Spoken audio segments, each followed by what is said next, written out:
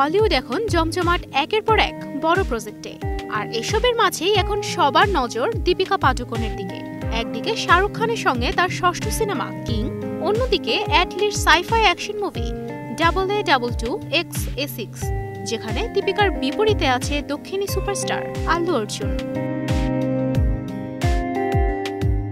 বর্তমানে দীপিকা ব্যস্ত টানা শুটিংয়ে। পোল্যান্ডে চলছে কিং সিনেমার শুটিং, যা ইতিমধ্যেই বছরের অন্যতম প্রতীক্ষিত প্রজেক্ট। শাহরুখের সঙ্গে এর আগেও ওম শান্তি ওম থেকে শুরু করে একাধিক ব্লকবাস্টার দিয়েছেন তিনি, তাই এবারও দর্শকের প্রত্যাশা আকাশ ছোঁয়া।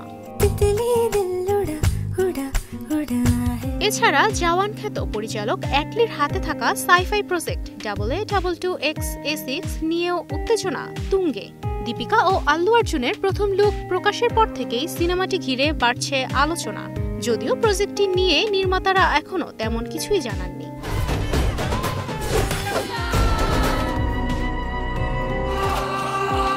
তবে দীপিকা ভক্তদের জন্য বড় ধাক্কা।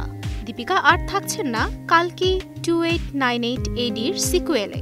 সিনেমাটির নির্মাতারাই আনুষ্ঠানিকভাবে জানিয়ে দিয়েছেন তারা এবং দীপিকা এই সিনেমা থেকে পার্ট ওয়ে করার সিদ্ধান্ত নিয়েছেন।